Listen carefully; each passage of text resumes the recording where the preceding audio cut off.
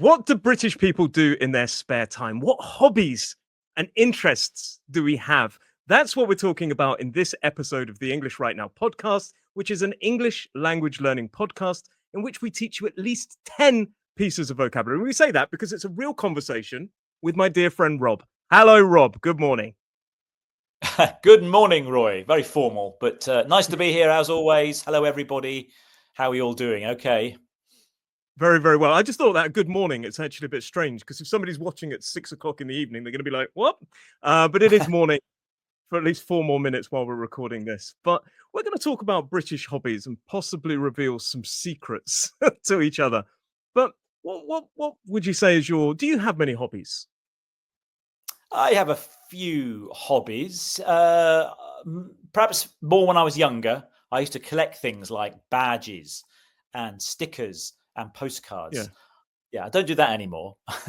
No. But I guess hobbies, I do like cycling. So I guess that's a hobby, it's a sport hobby. I like cycling. I like walking and hiking, all the sort of outdoor pursuits, really. And I also have an allotment. We can talk about that later, but I have an allotment where I grow vegetables. How about really? You? Oh, I'm envious of your allotment now. Yeah, I've got some hobbies. Mine are a little bit more sedate than yours by the sounds of it. I obviously enjoy Lego. We're going to talk about that. And I've got a few hobbies. I think video gaming is a big one. But in this lesson, we're mainly going to focus on very kind of British hobbies. So yeah, a lot of people will love reading. They'll love hiking, like you say, and going outdoors, which is one of our pieces of vocabulary, swimming and things like that, and even video gaming. But we're going to kind of skip over those because those for a lot of people are pretty typical. We're going to talk about some very British ones, and I even to the point where my Lego collection is probably quite universal. But I will talk about that. And that's the first bit of our key vocabulary collection. So to collect something is when we sort of amass a number of things. That's usually for a hobby. And we have a collection. Some people have a stamp collection, a coin collection. I have a Lego collection, which my wife says is too big. But yeah, so that's collection. So tell me about a British hobby. What's the first thing you think of with a typically British hobby? Oh, well, I think a very British hobby is train spotting. Which, as the name suggests, is spotting trains.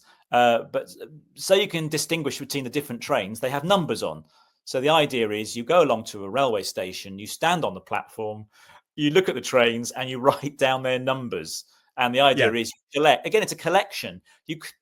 The aim is to collect all the train numbers from all the trains that run across the UK.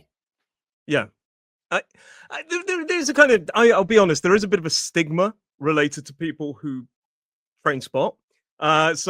And quite often they they stand on bridges, don't they? And they watch the trains go by and they write the numbers, they go past. As a child, when I was like 3, 4, 5 years old, I did used to like to watch the trains go past. But these days, it's not my type of hobby. But I kind of support, I think it's lovely if people love to write down the numbers of trains because I love trains, as we've talked about previously. But yeah, train spotting, and it's this idea as well. We have a word for people who sort of spot trains. It's a bit of a negative word. It's anorak. An anorak is like this almost obsessive person regarding certain hobbies and interests, like train spotting. So it's a bit like almost like a nerd, but it's a very British slang word. So and it's probably because they wear an anorak. They wear an anorak, which is like a raincoat, isn't it? Yeah. And I'd say they just get very excited and absolutely obsessed about thinking about it and talking about this particular hobby. But it's quite sweet. I say you see them on railway bridges. They stand on the platforms. They don't really go on the trains. They're looking at the trains. No. And they usually, because they spend all day at the railway station, they probably have a little box of sandwiches and a flask with some hot tea or coffee in. And they spend the day just writing down all these train numbers. Okay. Yeah, and I don't judge because obviously for some people, building Lego would be absolutely insane. So it's whatever floats your boat. This was one of our key pieces of vocabulary. Whatever floats your boat. It's like whatever interests you, whatever makes you happy, whatever floats your boat. It's like a kind of alternative to not my cup of tea, but it's like saying like, oh, whatever floats your boat, whatever interests you. Mm. Yeah. Yeah. So It takes, so as you say, it takes all sorts to make a world. It takes all sorts of people with all different interests. So there's yeah. nothing wrong with having what you might call a quirky hobby, because we don't all want to Ooh. collect the same things. So use two really good expressions there. You said it takes all sorts, which means it kind of the world is full of lots of different people, and we need different people. It can be sometimes quite throwaway. Well, it takes all sorts. It can be a bit sort of almost critical, and but it's sort of saying like, yeah, well, we all have different interests, and that's what makes the world more interesting. You also said quirky, which means a bit unusual, maybe a bit strange, but not necessarily negative. Mm. So Yeah. we've gone out straight away with the big hitter of train spotting. What about bird spotting? Do you like bird watching? Common said bird Uh, watching. Bird watching, bird spotting. Again, it's a proper bird spotter.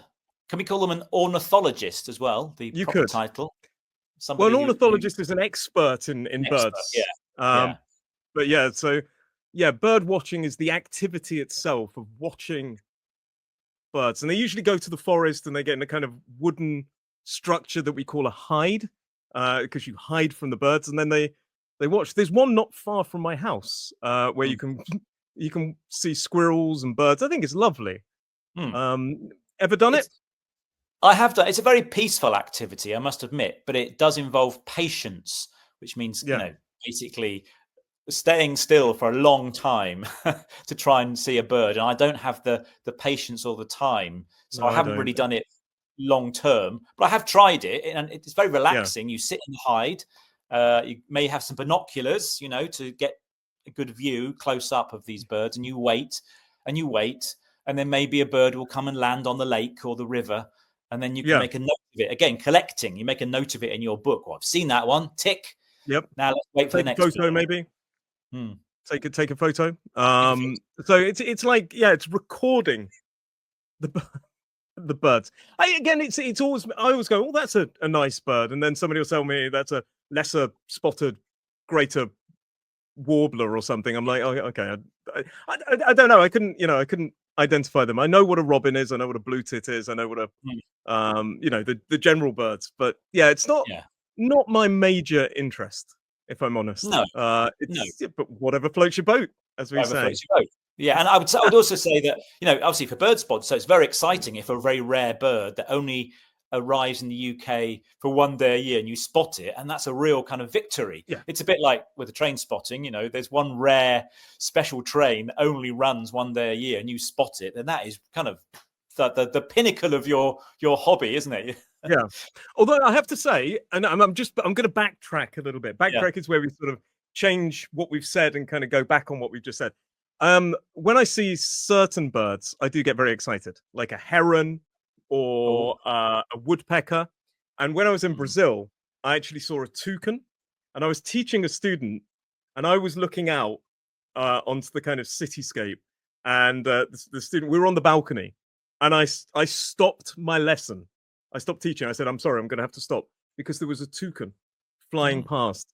And I had to stop the lesson because I just couldn't believe I'd seen something so beautiful. Likewise, when I saw one of those big red sort of macaws, Amazonian parrots, Yeah. beautiful birds. So yeah, I kind of get it. You won't see, So you won't see actually, that. You won't see those in the UK, Roy. I'm afraid. Don't want to no, disappoint but you. we do have those kind of green Mm. parakeets, the smaller Mm. ones, Mm. in some parts. Yeah. So yeah, So basically, I kind of get that one. what you're saying is, you can appreciate birds and Yeah. wildlife.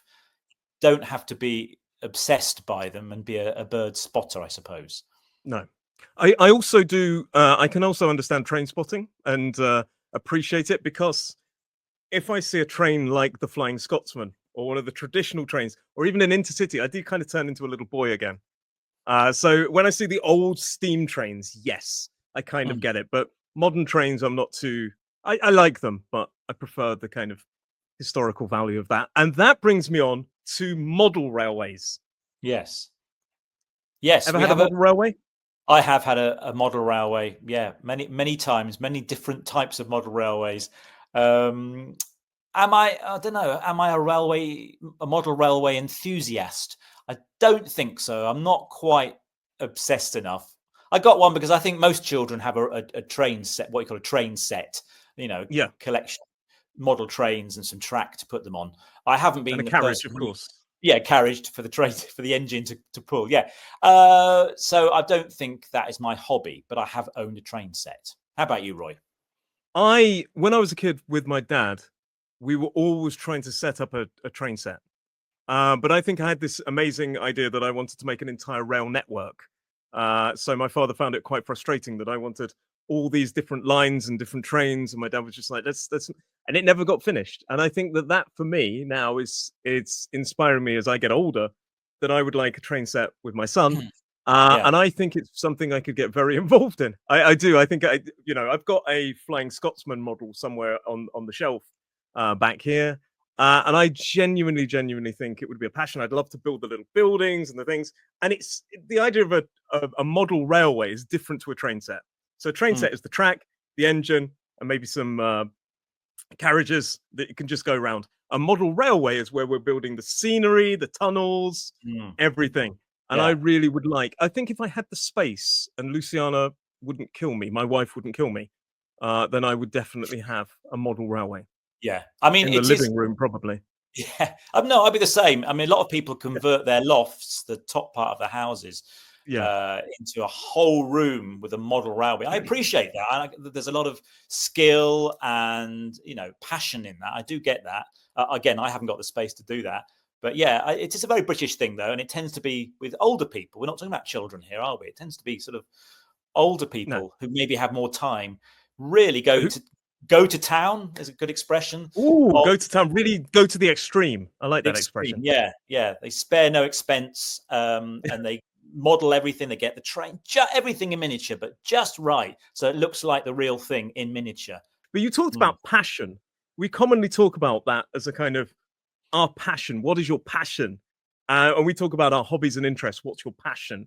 It's something mm, we intensely feel this strong emotion towards. We're going to talk about passion projects in a shortly. I think as well, we need to talk about the words. So, passion is one of the key pieces of vocabulary, as is pastime. A mm, pastime is another way of saying something you do in your spare time. A pastime. We use it as a noun. So probably one of my favorite pastimes is building Lego. mm. I absolutely love it. I love building, putting the bricks together, seeing what it becomes. You can see there's this model of Tower. I can't point. It's all backwards. There The it is. camera's Yeah, I backwards. see it. There. Tower Bridge. There's a London bus up there. There's a model of the sort of the clock tower Big Ben over there as well. There's quite a few models in here, and I love them. As Mm, I say, it's expanding everywhere. There's a lot of London themed ones over there, but at yeah. home there's a lot of Star Wars and things like this. But Mm, Lego, I just absolutely love it, and a lot of adults are collecting Lego these days, probably because it takes us back to our childhood. mm. And they call adults who collect Lego AFOLs, adult fans of Lego. We even have a name. Oh, Yeah, so wow. yeah, I'm an. I know you'd probably say that I'm not an AFOL. I'm a. But anyway, I could think of another name, but we won't go there. I thought you might. But no, you're right. I mean, I sort of understand it, Roy. These are kind of construction kits. Lego is the most Yeah. popular, isn't it? I mean, internationally, I think Lego is really popular. There used to be stuff called Meccano, which were little bits of metal Yes. you could put together. Anything where you kind of build something. Again, yeah, you look. It's very nostalgic, isn't it? You're looking back to your childhood, and it brings back happy memories, I Yeah. guess. I think that feeling of nostalgia is particularly like important now. It's particularly prevalent now because as we've got older into our, we're obviously in our late 30s. As we've got into our now 30s, 40s, this kind of age group, 50s, they are starting to look back at their childhood. And I do think that the quality of toys is different now. And I think there was just this fond memory of 80s and 90s, the 80s and 90s. And I think a Mm, lot of people are now spending their extra money on things that gave them joy when they were a child. Maybe because there was um, less opportunity to have everything we wanted as a child. I've seen a mm, lot of people collecting things like Hot Wheels adults. And I think it's lovely. I actually think it's lovely. It's one of these kind of joyful hobbies. I love it. But Lego is not just a British thing, is it? No, it's not. I was just going to say it's also maybe a bit of escapism. It's if you're in a Yes. stressful environment, busy life, it's something that just takes your mind, you escape from everyday life and just concentrate and get yourself engrossed in a sort of a hobby like that, making Yeah. something. Yeah. Escapism is a good word, where we escape from reality. I find video games are a great form of escapism for me. They help me to forget about the world. They sort of relax me, but also help me to kind of clear my mind, which is a good expression. To clear one's mind basically means to forget about the stress of life for a while. And I think before we talk about a few more hobbies, I want to mention something I did as a kid, Amdram. Amdram. So Yeah. Amdram is short for amateur dramatics. And basically it's kind of performing on stage, maybe a play in a theater. And I used to do this as a kid. I used to love it. You would, very, very wonderful hobby, a very British thing to do for kids, I find, and adults. And it's kind of going up on stage and performing, and it's amateur, so we don't get paid for it. It's just ever done it? I have tried it actually several times as a kid, but I always got kind of stage fright. So always nervous on stage, suddenly conscious of people watching me. So I prefer to kind of work behind the scenes, maybe sorting the lighting out or opening the curtains or, that's getting the scenery ready, hiding from being in the sort of glare of the audience. Yeah, I think, so stage fright, we don't just use it for specifically the theatre. Stage fright is when we're scared of performing or doing a big event. Something like if you're giving a speech at a wedding, before that you could get stage fright. So it's when we're just panicked about kind of performing in some way or another. I used to get stage fright, but I used to love it because that was what gave me the kind of adrenaline rush. Yeah. To kind of go on stage. I used to really enjoy it, but I used to get really terrified before I'd go on. I think I thrived on the pressure. Thrived under pressure. That's just like me. presenting this podcast, Roy. Yeah. Well, my wife is in the room, so yes, definitely. She's your audience. Yeah. she doesn't even know. She's doing her own thing. But so we talked about a lot of different hobbies. Let's talk about something. Another key piece of vocabulary: practical. Something more practical. Practical is things we do with our hands, but it's often related to kind of having some kind of practical skill like DIY and stuff like this. A lot of people have the hobby, I think, of DIY. Some people do it because of necessity, but others do it because they kind of enjoy it. DIY is called do it yourself, and it's where we sort of build things, or kind of, you maybe build a bookcase, or you build, you put your shelves up. DIY, doing a bit of DIY. Do you like DIY? Not really. I'm not really. It's a necessity sometimes to save some money. It's like painting, for example, decorating your house.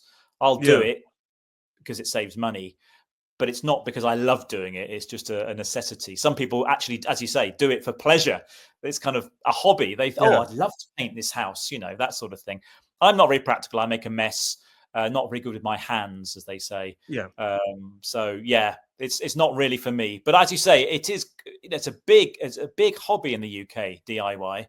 Yeah, and it is a practical skill. The thing we use with our hands. This is a key vocabulary. I love DIY. My wife might laugh at that moment, but I love DIY. But I'm just rubbish. I am really not good at it. I measure everything. I get a spirit level, which is the thing that kind of makes sure that the lines are straight. I draw it, and somehow the shelves will end up wonky, which means they're basically not straight. They're not level. Things are sliding off the shelves. Picture frames. One's, I try to put them level. And one is up here, and one's, it's awful.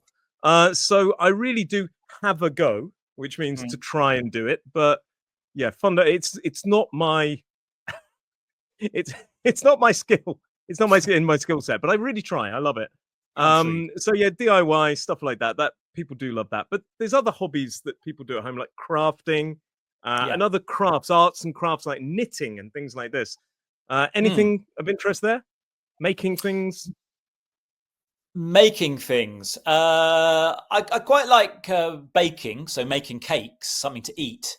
Because the good thing about a practical hobby is that it has an end Yeah. result, doesn't it? Whereas building Yes. Lego, there's no. Well, there, of course, there is an end result, but it doesn't have any practical, useful value to your house, does Yeah. it? If I'm honest. But I completely disagree. Look at it. No, yeah, probably like, Luciana would agree with you. yeah.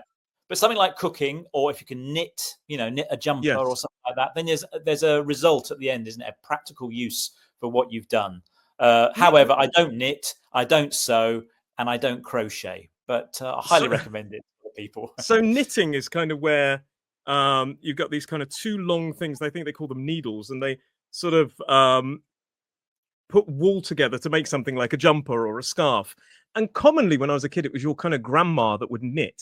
I think it's a skill that's kind of coming back. Yeah. But there was a generation that didn't really knit. And I think it's sad, but like making scarves out of wool. And notice the K in knit is silent. And all those kind of things, crochet and things like this. It's it's a hobby that's kind of coming back, but I would say our generation missed it a little bit. Yeah. And other things you can craft, you can make like little boxes and flower arrangements and stuff like this. These are kind of key hobbies and Yeah. things to do as pastimes. I was also thinking, Well. Roy, about woodwork as well. Again, that was a bit of a Oh yeah, dying skill, isn't carpentry. it? Some Yeah. people they'll have that little workshop or a shed in the back of the house in the garden, and they work away and make useful things out of wood. That's quite a good practical hobby to have. Well, let's take it outdoors. Let's take it now outdoors because there's a few things we need to talk about. One of the British hobbies is gardening. Now, when we talk about outdoors, it basically means out of the house. So sometimes we say outdoor hobbies could be things like hiking and things like this, but also gardening counts as an outdoor pastime, really. Do you like Yeah. gardening? Well, we don't have a very big garden, to be honest. There's not a lot of work Right. to do in our garden, except for tidying up and sweeping up leaves and stuff like that. But I know that British people love their gardens. Not everybody has a Yes. garden, to be fair, No. but a lot of people do, and they love planting and just kind of keeping control of it and tidying things Yeah. up. So the grassy area is often referred to as a lawn, and you mow the lawn. You can sow seeds, which means put the seeds into the ground, maybe in some kind of plant beds. This is an area where we plant flowers and things like this. Some people have patios and decking, and decking is made of wood. And you have the front garden and the back garden. I like gardening, but yeah, I often let it goes a bit wild. And then I Yes, say it's a nature garden. I call it it's not. It's just because I've been lazy. But I call it yeah, a nature garden for the bees. And people yes, go, "Oh, very a nice." wild area, yeah, a little wild area. You can, Yes. It's pretty much but my yeah, I mean, house. to be honest, gardening is a full-time job because throughout the year it needs maintaining and tidying and looking after, doesn't it? Otherwise, as you say, as soon as you leave it, it goes wild. Yes. And as well, some people, like you said about the shed, which is that wooden structure. Mm. British people, particularly British men, are famous for going and sitting in the shed, having a cup of tea. Maybe they're a bit stressed out with life and they go and sit in the shed. It's kind of a sort of a predecessor of the kind of man cave idea, which is where an area just for men to go and be. Uh, It, it it's exists. a shed does have a practical use for keeping your tools in, of course, but Oh, yes, it's does a it? good place to sit as well. You know that. Yeah, it does. Yeah, yeah. That's where I should probably keep my tools. But But also, we're talking about gardening. Yeah, so there's looking after the garden. As I said, I don't have a very big garden, but I do have no, across the road an allotment, which is another kind no of idea. I told you some yeah, secrets were coming out today. What is an yeah. allotment? Allotment is an area of ground you can rent, usually from the council, and that's your space to grow things to eat. So it's not just about Yeah, growing flowers. So we've got things like beans, tomatoes, strawberries, broccoli growing there. And so the idea is you go up, nice. you maintain the allotment. You need to go and water it this time of year because it's summer. Pull all the weeds out. And then hopefully later in the year you can go up there and you've got a lovely supply of freshly homegrown vegetables, and they do taste good. Yeah. Oh, very nice. Yeah, I suppose they taste better than when you paid for them somehow. Mm. Because there's some effort. Do you not have a problem with birds stealing your food, or? Yes, yes. You had to put some netting over them, and we always get snails and slugs eating them as well. So yeah, it's a constant Yeah. problem. Needs a lot of Yeah. management. Yeah, you should get rid of that. Sounds like a lot of work. It doesn't sound like a hobby. It sounds like a job. But yeah, no. So some people do have an allotment.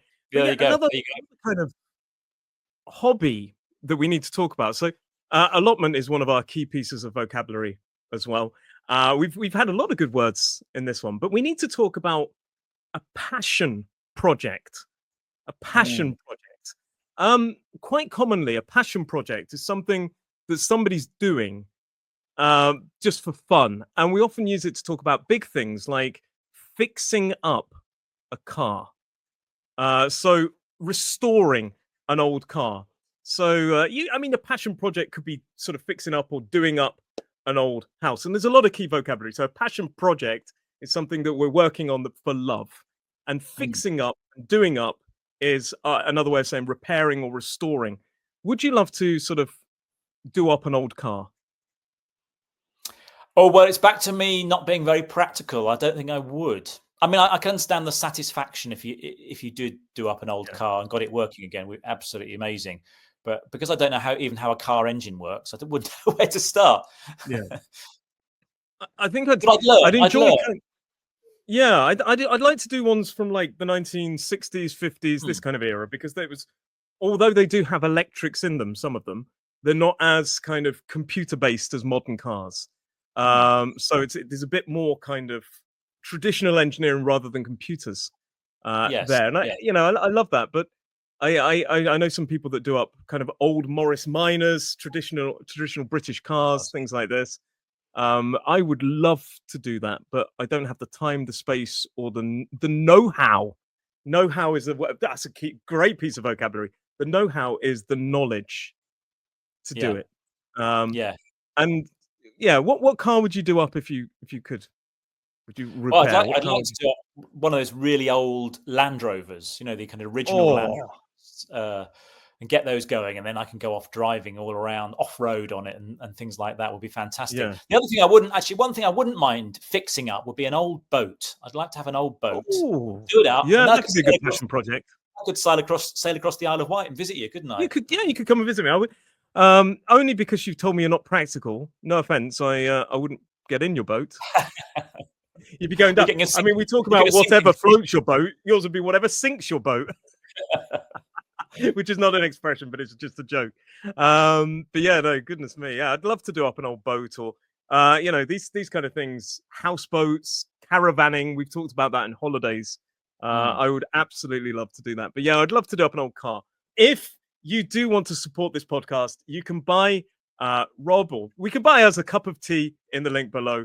And you can check that out. And there's lots of other things going on down there as well. But you can buy us a cup of tea, and we can have that next time. But what I want to say, Rob, is thank you very much for joining me on this podcast and chatting with me about. I can't believe you have an allotment. That's wonderful. I'm going to come and try some of your tomatoes.